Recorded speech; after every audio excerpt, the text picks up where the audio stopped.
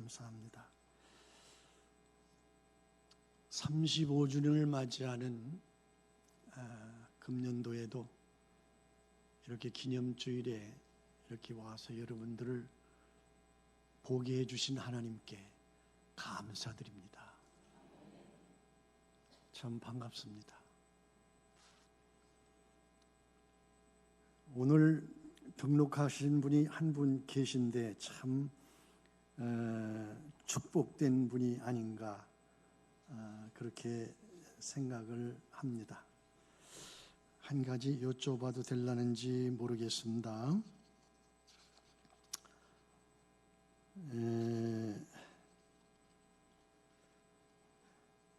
지난 34주년에 등록한 분이 한 분 계셨습니다. 제가 이 주보를 34주년 그 주보를 가지고 있습니다. 신종원 씨, 지금 교회 여기에 계시거나 나오고 신종원 씨 안 계십니까?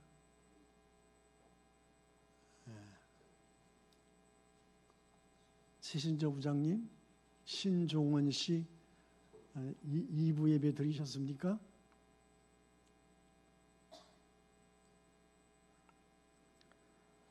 특별한 날 등록하신 분인데 오늘도 또 이렇게 한 분이 등록을 하셨는데 제가 다음 36주년까지 살라는지는 모르겠습니다만은 그때 와서 만날 수 있었으면 참 좋겠습니다. 감사합니다. 오늘 이렇게 등록해 주셔서.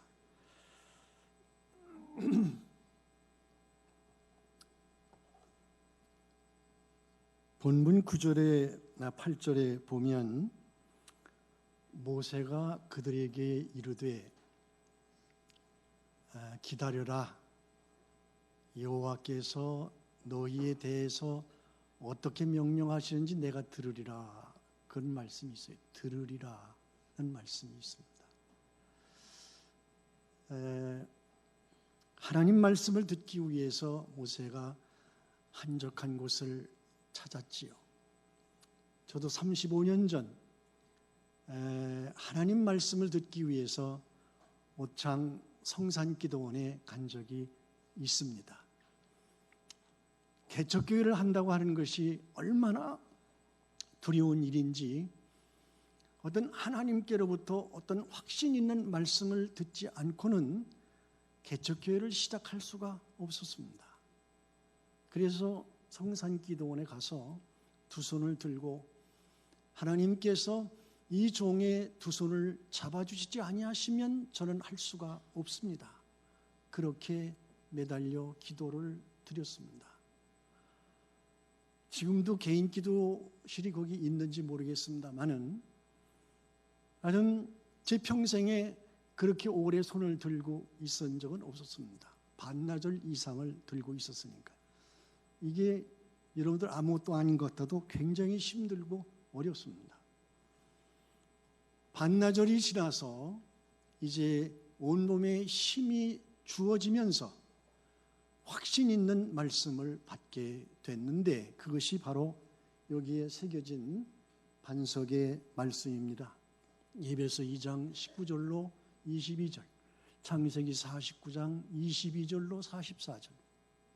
간단히 말씀드리면 이 신약의 반석의 말씀은 우리는 한 형제라, 한 식구라, 한 권속이라, 그 얘기입니다.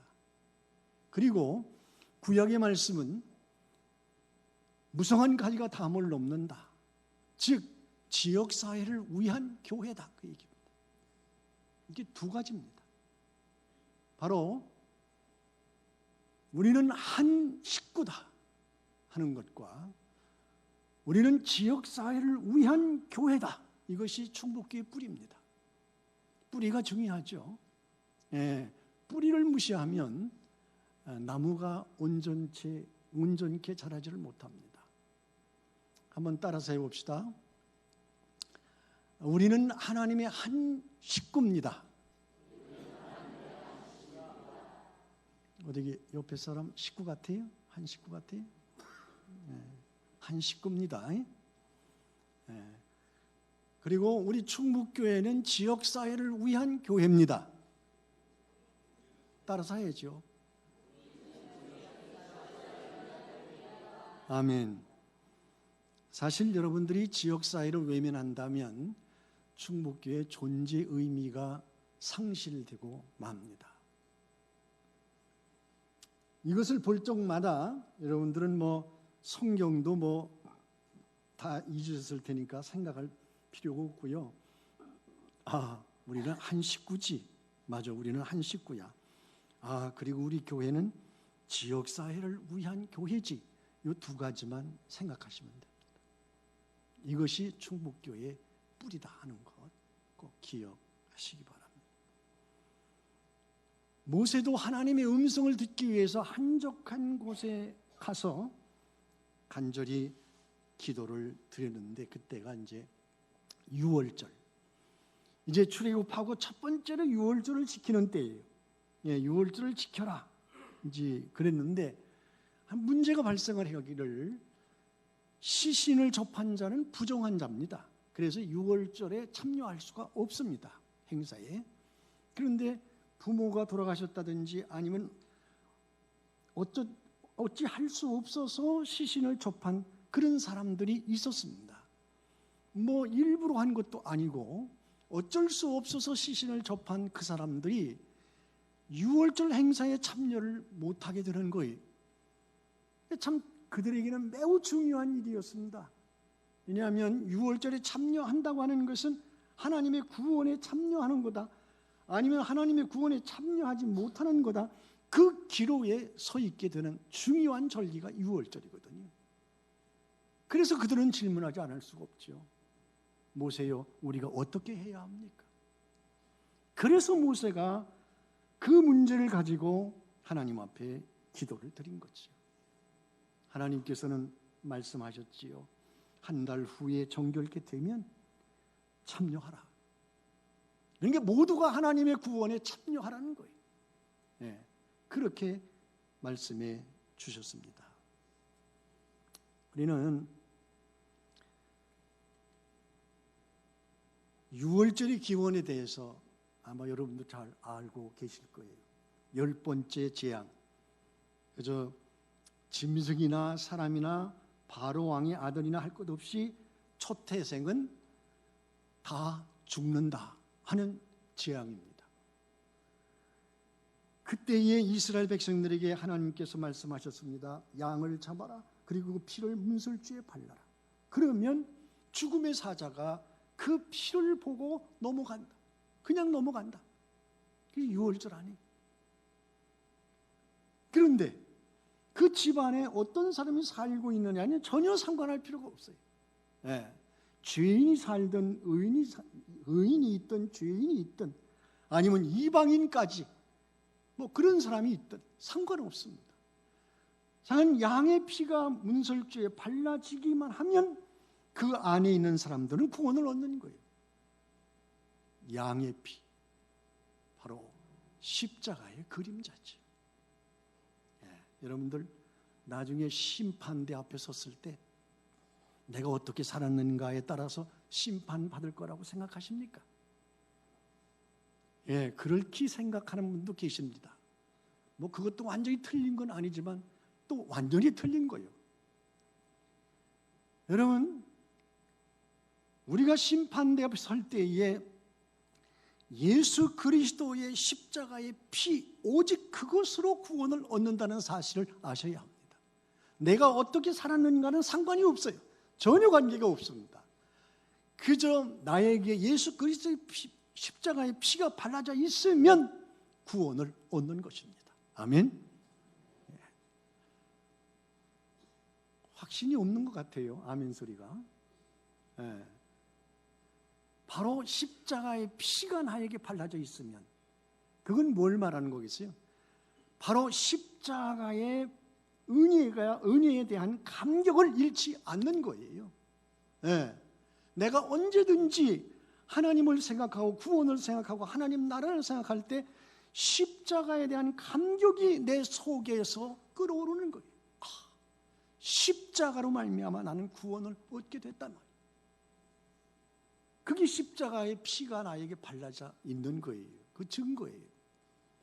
그런데 이게 십자가의 피에 대한 하나님 나라에 대한 확신이 없으면 안 되죠. 오직 십자가의 피가 나에게 발라져 있으면 구원받을 줄로 믿습니다. 오직 그 피로만 구원을 얻는 거예요. 물론 착하게 살면 상급이 있어요. 그러나 구원만큼은 오직 십자가의 피입니다. 여러분, 6월절의 핵심을 우리가 신명기 4장 6장 4절에서 이스라엘에 들으라, 우리 하나님 여호와는 오직 유일하신 하나님이시니, 세마라고 그러잖아요. 세마, 들으라, 그런 뜻이에요. 6월절은 듣는 거예요. 바로 이것으로, 듣는 이것으로 이스라엘이 그 역경 가운데에서도 이스라엘로 남을 수가 있었던 거예요. 6월절 되면 모든 집안 식구들이 다 모입니다. 좌상을 중심해서 양쪽으로 쫙 이렇게 앉습니다. 앉아서 듣습니다. 뭘 들어요? 6월절의 기원에 대해서, 하나님의 구원에 대해서 듣습니다. 지난해와 똑같은 말씀을 듣습니다. 해마다 똑같은 것을 듣습니다. 들음으로 그들은 사는 거예요. 예. 들음으로 그들이 살아서 오늘의 이스라엘이 된 거예요. 사도 바울이 분명히 말씀했어요. 믿음은 들음에서 나며 들음은 예수 그리스도의 말씀이라고. 들음이 그렇게 중요한 거예요. 여러분,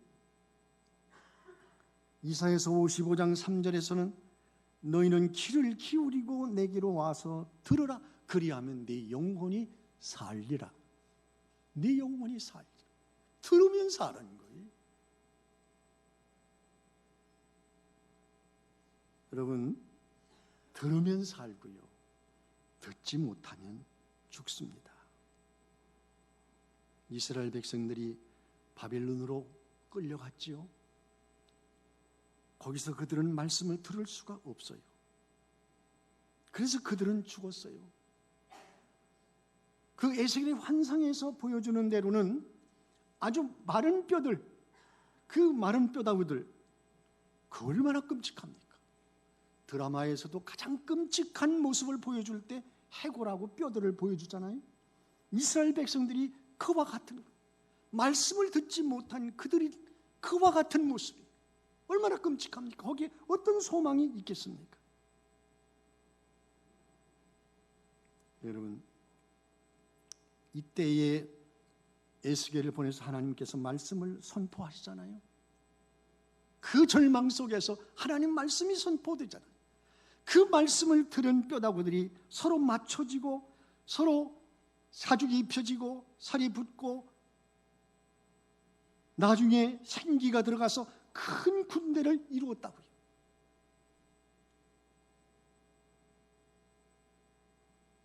듣지 못했던 이스라엘 백성들, 그래서 마른 뼈와 같은 절망 속에 있었던 그들에게 하나님 말씀이 선포될 때 그것을 들음으로 마른 뼈들이 살아나서 큰 군대를 이루었어요.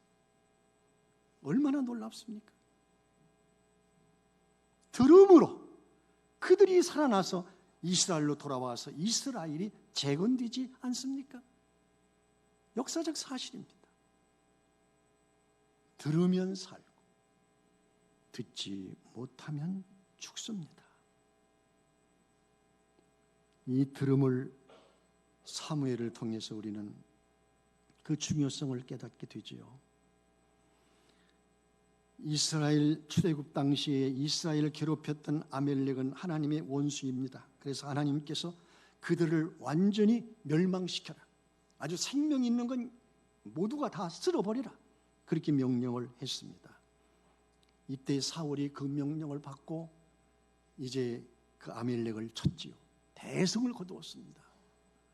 그리고 사무엘이 왔을 때 사무엘이 앞에 나가서 내가 하나님의 명령을 이행했습니다. 그렇게 말했을 때, 그러면 내 귀에 들려오는 이 양의 소리와 내게 들려오는 소의 소리가 어찌입니까? 그렇게 말했을 때 사울은 말하기, 그건요 당신이 하나님께 제사를 드릴 때 쓰려고 남겨둔 것입니다. 이때 유명한 말을 하죠. 사무엘이 이르되 여호와께서 번제와 다른 제사를 그의 목소리 청종하는 것을 좋아하심같이 좋아하시겠나이까? 순종이 제사보다 낫고 듣는 것이 쇠양의 기름보다 낫다. 아멘. 듣는 것이 쇠양의 기름보다 낫다. 이것을 예수님께서는 더 실감 있게 우리에게 말씀해 주고 있잖아요. 마르다와 마리아의 집에 모처럼 방문했을 때 마르다는 매우 분주했어요.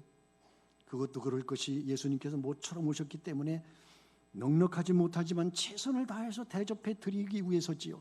일순이 모자랍니다. 동생 마리아가 좀 도와줬으면 좋겠는데 예수님 발 앞에 앉아서 예수님 말씀에 귀를 기울이고 꼼짝하지를 않습니다. 참때 못해서 예수님께 말씀을 드렸습니다. 내 동생을 꾸짖어 주세요. 언니를 좀 도와주라고 꾸짖어 주세요. 주께서 대답하여 이르시되 마르다야 마르다야 내가 많은 일로 염려하고 근심하나 한 가지만으로 족하니라. 한 가지만으로 족하니 마리아는 이 좋은 편을 택하였으니 빼앗기지 아니하리라. 여러분, 예수님 앞에서 가장 아름다운 모습은 듣는 거예요. 듣는 거예요. 아모스를 통해서 분명히 말씀했습니다. 분주하게 차려놓은 푸짐한 제사상 나 싫다, 역겹다. 그렇게까지 말씀하셨어요. 예수님 앞에 가장 아름다운 모습이 무엇일까요? 이 시간 가장 아름다운 여러분 모습이 무엇일까요? 한 말씀이라도 놓치지 않고 35주년을 맞이해서 원로 목사님 말씀하시는데 한 말씀 놓치지 않고 듣겠다고 하는 그런 마음을 가지고 귀를 기울이는 사람, 가장 아름다운 모습입니다. 그들에게는 하나님 말씀이 들려질 줄로 믿습니다. 6월절 듣는 거예요. 이스라엘이 들음으로 이스라엘이 됐습니다. 역시 우리들도 들음으로 참 이스라엘이 될 수가 있는 거예요. 들음으로 믿음에 이르게 되는 겁니다. 구원에 이르게 되는 거예요. 듣는 것이 곧 신앙입니다. 우리는 신앙인들이지요. 아멘. 예.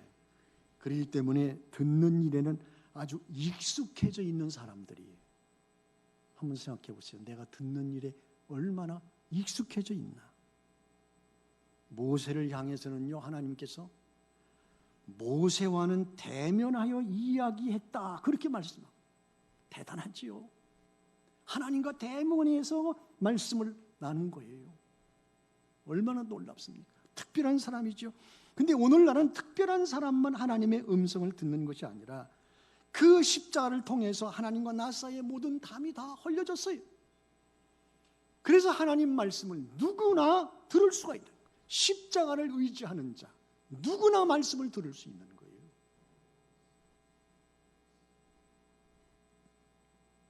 문제는 우리에게 있죠. 정말로 생사의 기로에 서서 하나님 어떻게 하면 좋겠습니까? 베드로의 설교를 듣고 어찌할꼬? 바로 그런 사람들이 하나님의 음성을 듣는 거예요. 오늘날 어느 때에 이러한 생사의 기로에 놓이게 된다고 생각하십니까? 저는 절기 때가 아닌가 생각합니다. 사순절, 부활절, 맥주, 추수감사절, 성탄절. 참 중요한 절기들이죠. 바로 이런 절기들을 의미 있게 보내는 사람, 준비해서 의미 있게 보내는 사람, 그들은 누구나 막론하고 생사의 기로에 서게 됩니다. 물론 성자와 같은 사람들은 그렇지 않겠죠. 그러나 우리는 다 죄인들이기 때문에 정말 이런 절기를 맞이하게 될 때는 예수님이 십자가를 바라보고 그 고난의 길을 바라볼 때는 내가 지금 살아있는 건가? 내가 지금 좁은 길을 가고 있는 건가? 넓은 길을 가고 있는 건가? 내가 살아있나 죽어있나? 심각한 기로에 놓이게 되는 거예요. 그러나 절기를 그냥 무의미하게 부활절이 왔나? 감사절이 왔나? 그렇게 그냥 지내는 사람, 생사의 기로에 1년 동안 한 번도 놓이게 되지 않습니다. 내가 죽었느냐, 내가 살았느냐 별 관심 없어요.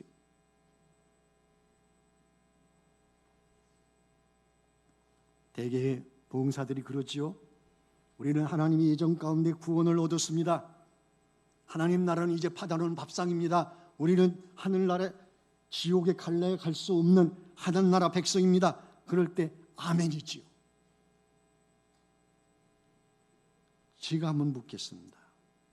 정말 내가 구원을 받았습니다. 아멘 할 때 십자가에 대한 감격이 내 가슴 속에서 솟아나고 있는가? 여러분, 우리가 아무리 아멘을 외친다 할지라도 이 십자가에 대한 감격이 내 가슴 속에서 솟아나지 않는다면 우리는 구원과는 거리가 멀어지는 거예요. 십자가와 거리가 멀어지면 구원과 거리가 멀어지는 거예요. 생사의 기로에서 하나님 내가 어찌할꼬? 그때의 십자가의 은혜에 대한 감격이 다가오게 되는 거예요. 참 살기 힘들지요. 그러니 어떡합니까? 살아야지요. 죽을 수는 없잖아. 이렇게 어렵게 살다 보니까 참 요새 정말 제가 보기에 너무 심각한 현상이 드러나고 있어요. 자기 자신의 신앙은 물론이고 자녀들에 대해서 전혀 관심이 없는 거예요. 영적에 대해서 전혀 관심이 없는 거예요. 내 자녀들이 지옥을 가나 천당을 가나 말씀 안에 사나 아니면 세상에 빠져있나 이거에 대해서 전혀 관심이 없는 거예요. 교회 학교가 없어진다잖아요. 얼마나 심각한 일입니까? 교회에 나오는 부모님들은 내 자녀가 교회에 나가니까 그냥 그러고 마는 거예요. 그리고 안 나오는 부모들은 언젠가는 나아겠지 그러는 거예요. 이게 교회에 나오는 학생의 부모나 교회에 안 나오는 학생의 부모나 관심 없는 건 마찬가지예요. 얼마나 심각한 일입니까? 지금 총회적으로 볼 때에도 교회 학교에 대한 관심 없어요.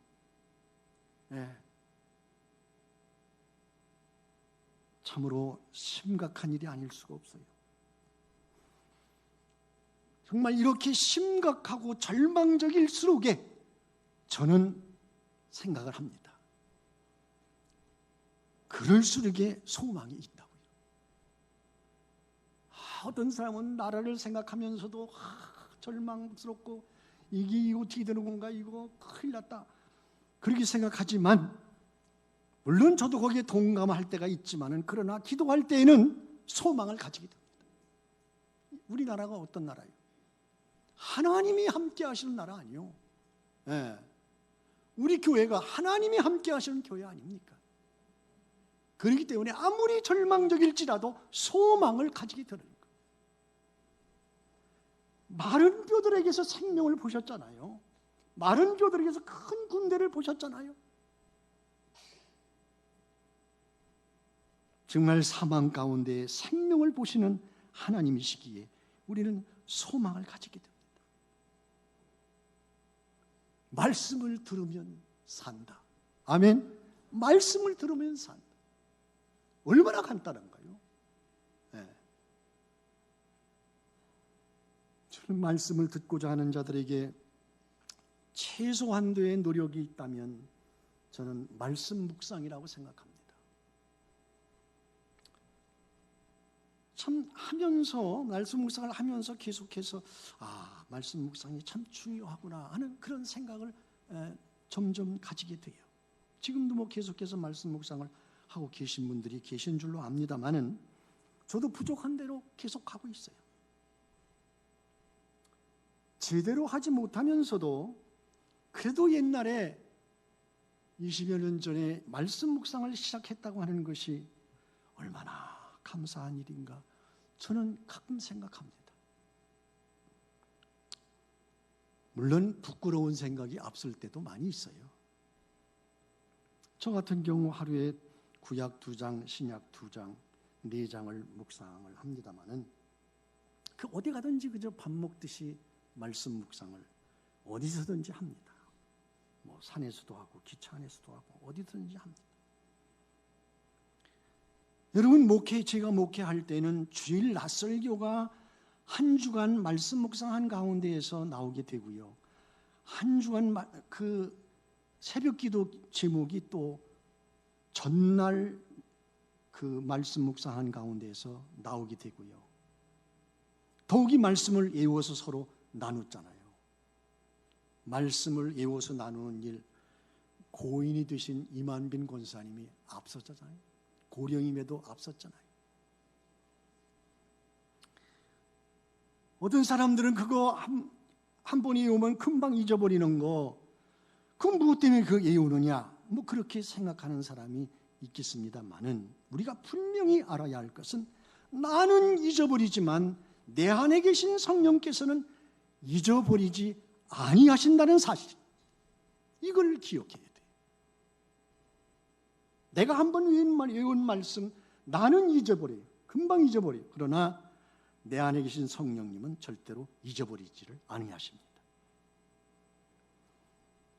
제 경험으로 생사의 기로에서 하나님께 부르짖을 때 죄악에 눌려서 어찌할 수 없어 부르짖을 때 하나님의 일은 태산 같고 나는 메뚜기 같아서 어찌할 줄 모를 때 이럴 때 하나님께 기도할 때는 응답 받을 때까지 기도하지 않습니까? 이때 성령께서 내 머릿속에 있는 분명 잊은 말씀인데 언젠가 외운 말씀을 끄집어내서 찾으셔서 그 말씀으로 다가오실 때가 있어요. 이렇게 성령을 통해서 다가오시는 그 말씀은 마른 뼈와 같은 나를 살리는 놀라운 역사를 이루십니다.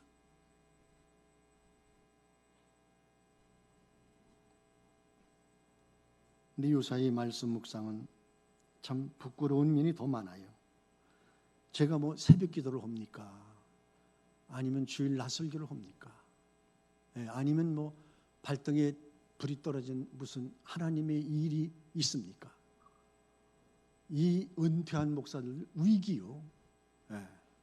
저 목사님 은퇴해가지고 참 편하고 좋겠다 그런 생각을 하시는 분 계실지 모르지만 위기입니다.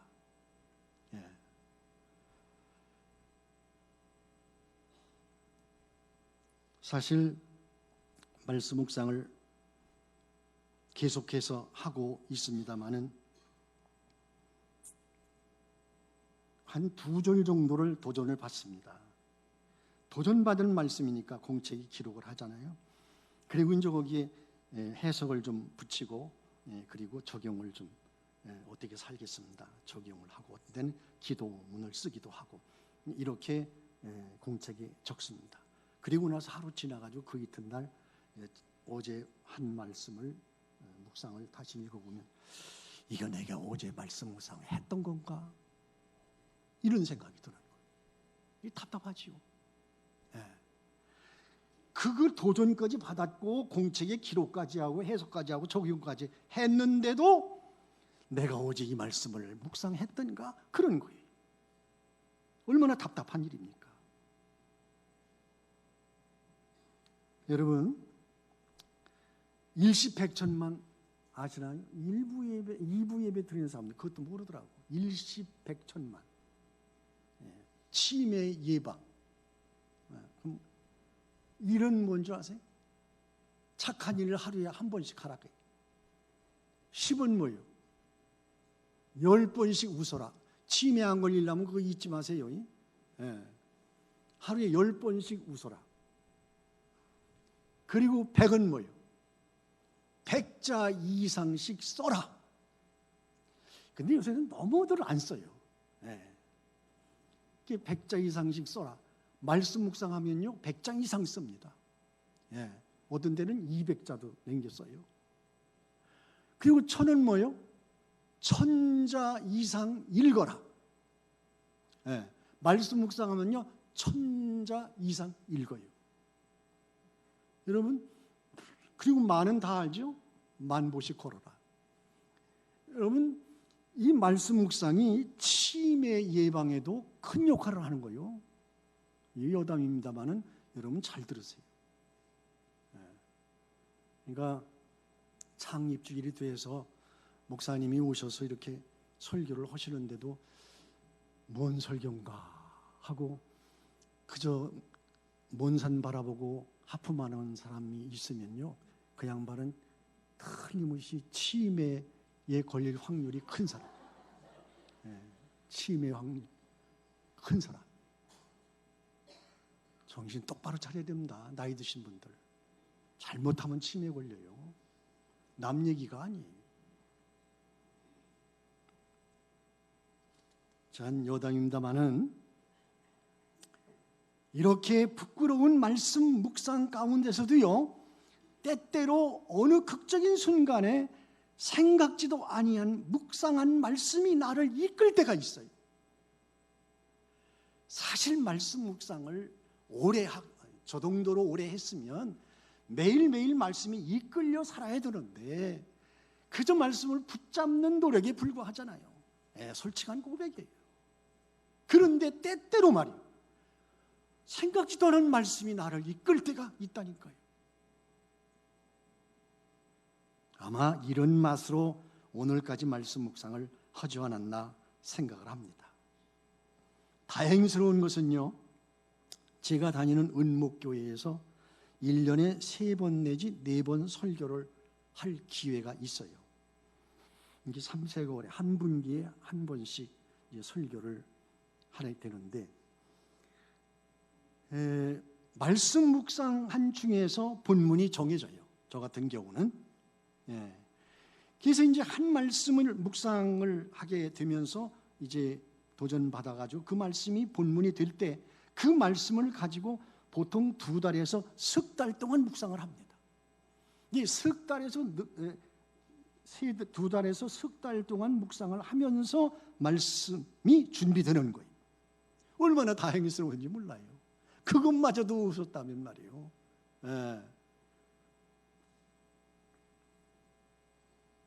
여러분 꼭 한 가지 기억할 것은요, 말씀 묵상하는 거 그저 하는 사람이나 안 하는 사람이 똑같고요, 할 때나 안 할 때나 똑같은 것 같죠? 절대 그렇지 않습니다. 여러분들이 분명히 기억해야 할 것은 말씀 묵상은 분명 하나님의 말씀을 듣는 훈련이라는 사실을 기억해야 합니다. 아멘? 훈련이에요. 분명한 훈련. 이거 뭐 그날 말씀 묵상해가지고 그날 다 잊어버리고 산다 하더라도 그것은 바로 하나님 말씀을 듣기 위한 훈련이 된다는 사실을 잊어서는 안 돼요. 이 훈련을 쌓아야 목사님 말씀 가운데에서도 하나님 말씀을 들을 수 있는 거예요. 이 훈련을 쌓지 아니하면 설교 가운데에서도 하나님 말씀을 들을 수가 없어요. 살기 위해서 말씀 묵상은 계속돼야 합니다. 살기 위해서. 습관적으로 계속하다 보면 말씀의 능력을 체험할 때가 분명히 있습니다.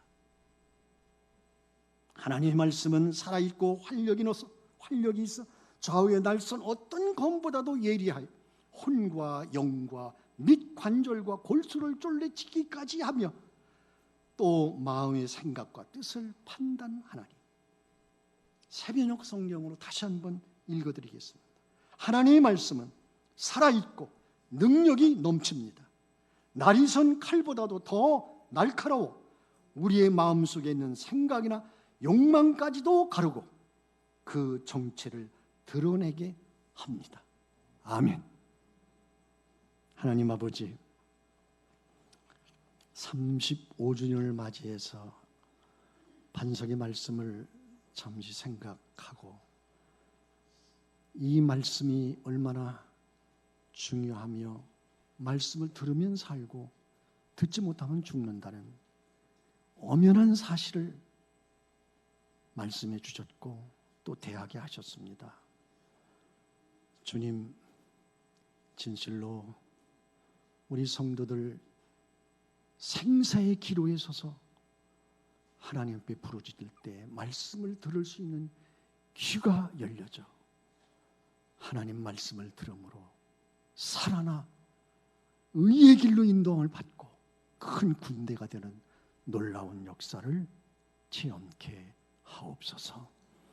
예수 그리스도의 이름으로 기도하옵나이다.